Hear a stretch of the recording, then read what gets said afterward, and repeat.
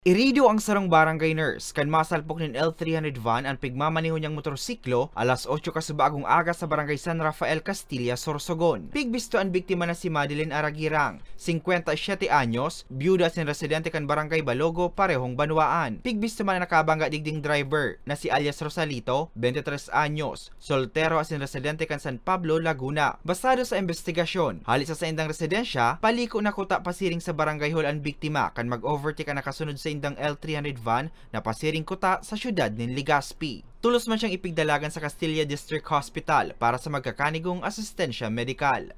Nagtamo lang po ini ki tawag ini minor left shoulder injury. Bako man po grabe ang tama niya. Sa initial na x-ray po kanina sa Castilla District Hospital, mayo man po siyang bari or ano man na sa iyang tulang.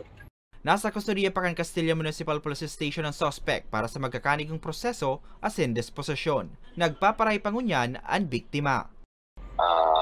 Nag-ano po siya, nag-undergo na po proseso. Naghalag po kita kung maplantang kaso. Liwat man na nagtaon ng pagiramdom ang otoridad sa mga motorista na perminanggan na mag-ingat sa pagmamaneho, nganit ay madiskwido asin makadiskwido. Para sa mga baretang Tatak Bicol, Hercules Barbacena.